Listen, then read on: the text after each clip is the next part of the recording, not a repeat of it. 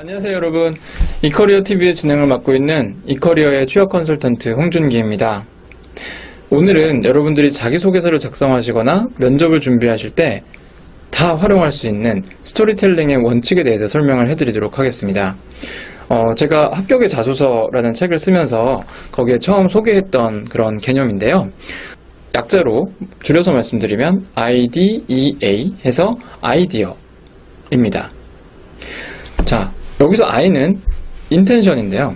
intention은 영어에서 뭔가요? 의도죠. 네. 글을 쓸 때 또는 스토리를 시작할 때 여러분들의 의도를 가지고 먼저 표현을 해주는 겁니다. 그래서 상대방으로 하여금 이 글을 읽을 때 또는 스토리를 들을 때 처음에 좀 이렇게 몰입할 수 있는, 관심을 가지게 할 수 있는 그런 효과를 주는 거죠. 예를 들면 내가 영업 지원자라고 합시다. 그러면 영업에서 굉장히 중요한 고객관리 역량, 이것을 기르기 위해서 이런 경험을 하게 됐다. 또는 어떤 경험을 통해서 내가 이런 고객관리 역량을 잘 갖추게 됐다 라는 부분을 아예 강조를 해주는 거죠. 그러면 정말 수많은 지원자들 안에서 여러분들의 자기소개서가, 그리고 면접에서의 여러분의 스토리가 처음부터 굉장히 많은 관심을 끌 수 있는 그런 계기가 될 수가 있습니다. 네, 두 번째 요소인 D는 difficulty를 의미합니다. 우리나라 말로는 난관이죠. 이 난관을 어떻게 표현하느냐에 따라서 상대방이 여러분들의 스토리에 얼만큼 몰입할 수 있느냐가 달라지게 됩니다. 자, 예를 들면 여러분들이 고객을 직접 응대하는 아르바이트를 했는데 고객이 여러분들을 엄청 괴롭혀요.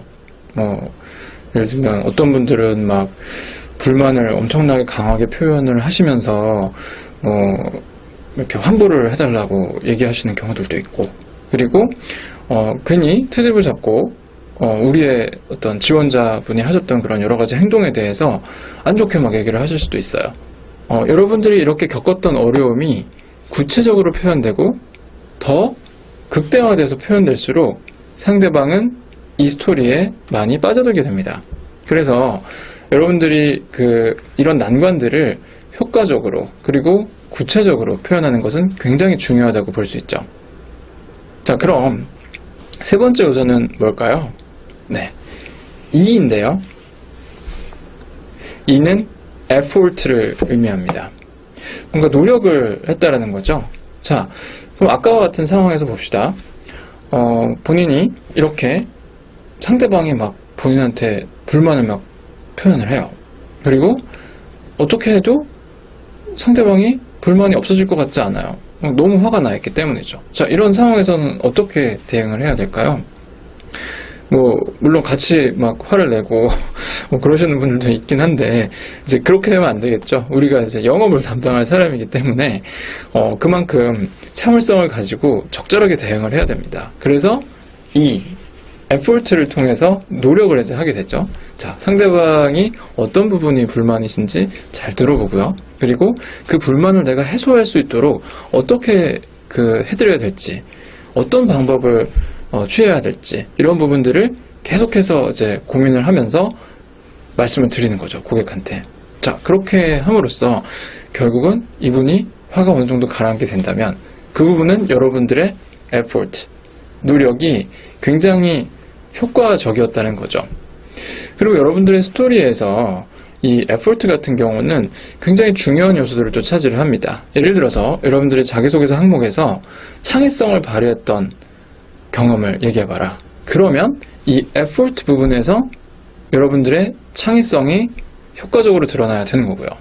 그리고 문제 해결 능력을 발휘했던 경험에 대해서 얘기해봐라.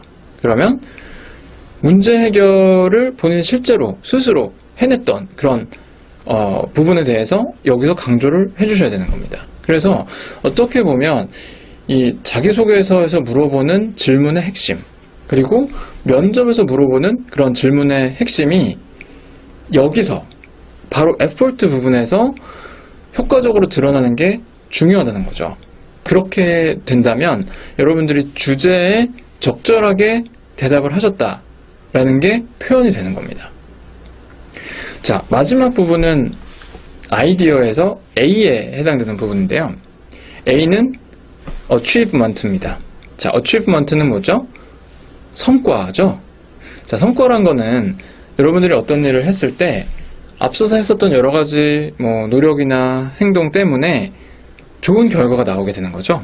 자, 이런 성과는 가시적이면 가시적일수록 좋습니다.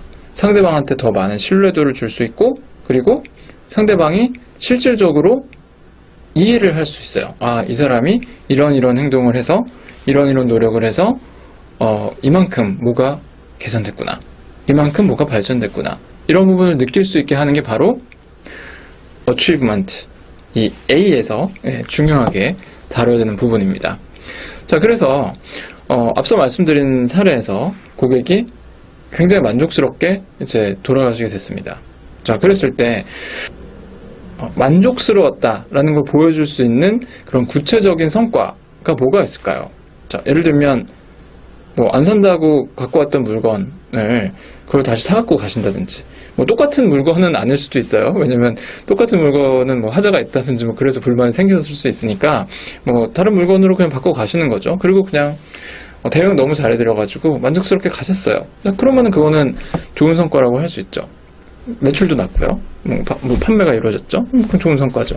또는 그분이 굉장히 친절한 사원이라고 또 상사한테 인정을 해주셨을 수도 있죠. 자, 이런 경우에도 여러분들이 좋은 성취를 이뤄낸 겁니다. 자, 그래서 방금 말씀드렸던 그런 사례를 놓고 봤을 때 이 IDEA라는 이 우리 흔히 이제 얘기하는 공식 내지는 프레임워크라고도 하는데, 이제 이걸 가지고 여러분들이 잘 활용하시면 굉장히 흥미롭게 여러분들이 자기소개서의 스토리를 전개를 하시거나 면접에서 스토리를 전개하실 수 있다는 걸 아실 수 있을 겁니다.